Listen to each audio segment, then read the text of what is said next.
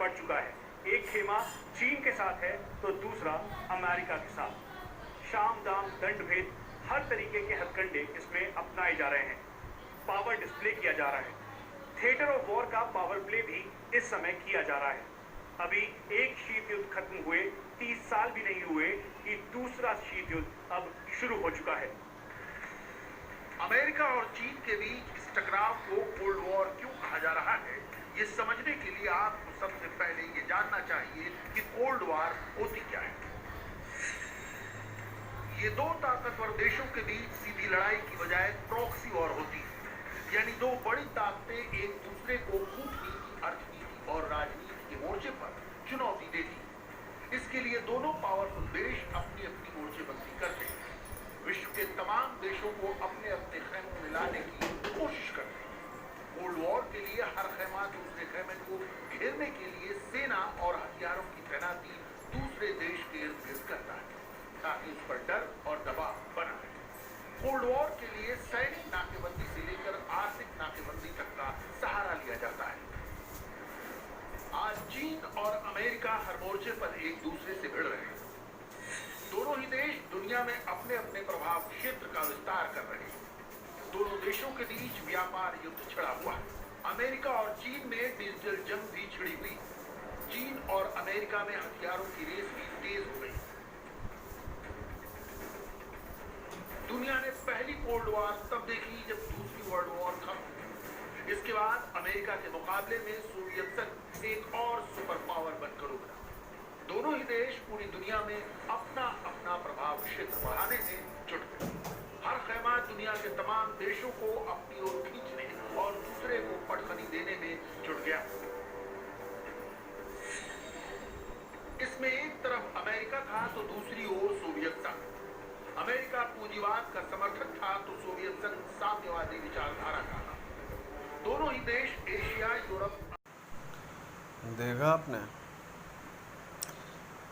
ये हमारे देश की मीडिया है जिसको देश से कुछ नहीं पड़ी, सिर्फ देश की मीडिया है। ये हमारे जो देश की मीडिया है ये दूसरे देशों की जो खबरें हैं उन्हें प्रसारित और प्रचारित करने में इनका ज़्यादा ये समझ लीजिए उन्हीं के लिए ही ये काम करते हैं, देश से नहीं मतलब है। 4 महीने हो गए भाई साहब, 4 महीने बंदी, लॉकडाउन, 4 महीने हो गए भाई साहब। देश किस कगार पर पहुंच गया किसी को अंदाज़ा नहीं हो रहा है इसका, लेकिन लॉकडाउन होगा, अच्छी बात है, होना चाहिए। लेकिन क्यों? दवा हम खाते हैं, क्यों खाते हैं? ताकि बीमारी का इलाज हो सके, ठीक है। लेकिन लॉकडाउन का अभिप्राय होता क्या है इसका? लॉकडाउन का मतलब क्या है? लॉकडाउन का मतलब ये तो नहीं है कि आपने जो किया हुआ है सब किए धरे पे पानी फेर दीजिए। आपने जो अर्थव्यवस्था बनाई है उसको चौपट कर दीजिए, बस यही मतलब है लॉकडाउन का। अरे आपने लॉकडाउन लिया, लॉकडाउन में किया क्या? प्रश्न तो यही है। स्किल इंडिया क्या है? स्किल इंडिया, स्किल इंडिया का मतलब ये है कि जो आज के समय में बेरोजगार हैं, देखिए मैं बेसिक बताता हूँ, एकदम गहराई से बात बता रहा हूँ, बहुत से लोगों को चुभ जाएगी कांटे की तरह, कील की तरह समझ लीजिए, लगेगा कील के बिस्तर पे लेटे हुए हैं, लेकिन सच्चाई है। मेरे अनुसार तो यही है। मेरे साथ कई लोग होंगे जो हामी भरना चाहेंगे इस बात पे। चलिए आता हूँ मुद्दे की बात पे। स्किल इंडिया क्या है? स्किल इंडिया, स्किल इंडिया वो सच्चाई है जिस पे आज पर्दा उठाना ज़रूरी हो गया मेरे ख्याल से। बहुत से लोग हैं जो कि बेरोज़गार हैं, युवा जो कि ग्रेजुएट हैं, अच्छे खासे पढ़े लिखे हैं, ग्रेजुएशन कर लिया। ग्रेजुएशन कोई मामूली चीज़ नहीं होती है। आप छोटे से लेके जब आपके माता पिता छोटे छोटे होते हैं, आप चलना भी नहीं शुरू करते हैं, बोल पूरी तरीके से बोल भी नहीं पाते हैं, तो आपको स्कूल में एडमिशन दिलाते हैं।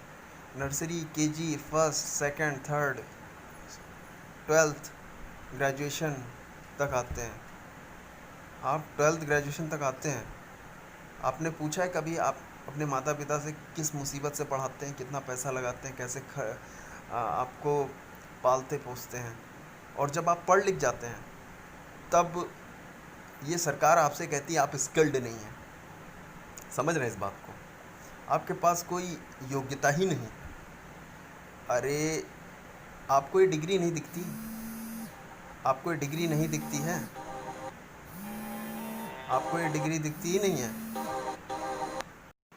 बहरहाल डिग्री उनको दिखती नहीं। प्रश्न यही है कि डिग्री उनको दिखती ही नहीं है। डिग्री क्यों नहीं दिखती है? देखिए, स्किल इंडिया का मतलब क्या है? स्किल इंडिया का मतलब ये है साफ शब्दों में कि आपके पास डिग्री है, चलिए कोई बात नहीं, डिग्री है आपके पास, लेकिन हम आपको और स्किल्ड बनाएंगे और एक डिग्री देंगे। उसके लिए आपको कोर्स करने होंगे। समझिए अब इस बात को। ये यहाँ पर स्किल्ड करेंगे, हम लोगों को स्किल्ड करेंगे। वो नई नई टैक्टिक्स बताएंगे। वो बताएंगे कि मान लीजिए कोई इलेक्ट्रॉनिक्स का स्टूडेंट है, वो बताएंगे इलेक्ट्रोलाइट कैप्स्टर कैसे मैन्युफैक्चर्ड होता है। भले उनके पास इक्विपमेंट नहीं है, समझ रहे हैं आप, कैप्स्टर बनाने की टेक्निक नहीं है, लेकिन वो बताएंगे। किस प्रकार बताएंगे? आप उन्हें फ़ीस देंगे, ठीक है, फ़ीस ले लेंगे, फ़ीस लेने के बाद आपको सर्टिफिकेट देंगे, और जब वो सर्टिफिकेट आपको दे देंगे आप सर्टिफाइड हो जाएंगे, आप स्किल्ड हो जाएंगे। तो ये है स्किल्ड इंडिया। चलिए छोड़िए, ये तो अब भारत विकसित हो रहा है, उसके लिए अब क्या बताया जा सकता है। विकसित भारत की एक तस्वीर है, अच्छी चीज़ है, होना ही चाहिए, तभी से हम गर्व से कह सकेंगे कि जय हिंद, है ना। चलिए छोड़िए लेकिन हाँ, मीडिया को जो है देश की नहीं पड़ी है, वो अंतर्राष्ट्रीय मुद्दे पर बात उठाता है। वो बस ये सोचता है कब विश्व युद्ध शुरू हो। विश्व युद्ध उनको अंदाज़ा नहीं विश्व युद्ध होता क्या है। हर एक देश परमाणु शक्ति बन चुका है आज के समय में भाई साहब, हर एक देश। 1995 में एक सर्वे हुआ था, आप लोगों को पता होगा शायद, कि चाइना के पास कितने आइटम बम हैं।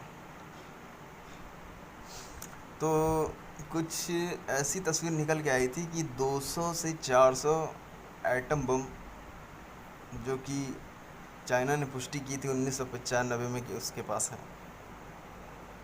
तो उसी हिसाब से आप आकलन कर सकते हैं कि आज के समय में चाइना के पास कितने आइटम बम होंगे। अमेरिका छोटा देश नहीं है, कोई ऐसा नहीं है कि विश्व युद्ध होगा तो वो भी शांत बैठेगा, चाइना शांत बैठेगा, कोई देश शांत नहीं बैठेगा। मुद्दा ये है कि भारत का क्या रोल है, क्या योगदान है। भारत का योगदान सिर्फ इतना रहेगा कि चक्की जानते हैं, चक्की में गेहूँ होता है, गेहूँ में घुन होता है, पिस जाएगा। जो भारत ने अपनी अर्थव्यवस्था बनाई है, खड़ी की है, हम लोग घर कैसे बनाते हैं? जो भारत के आम लोग हैं, जो गरीबी रेखा से आते हैं या फिर मध्यम वर्ग के लोग हैं, किस तरह से अपना घर बनाते हैं? ज़िंदगी भर कमाते हैं, एक एक पूंजी जोड़ते हैं, फिर घर बनाते हैं। सोचिए कि एक आइटम बम अगर कहीं गिरता है, मान लीजिए कहीं यूपी में एक आइटम बम गिरा, तो क्या होगा? विश्व युद्ध शुरू हो गया, मान लीजिए। एनालाइज करिए इस चीज़ को। तो इन मीडिया वालों को सोचना चाहिए कि उन्हें हर एक बंदा देखता है, छोटा बड़ा, ऊंचा नीचा। विश्व युद्ध की बात ऐसे कर देते हैं जैसे जैसे मक्खन है, खा लिया विश्व युद्ध बहुत चलिए, जय हिंद।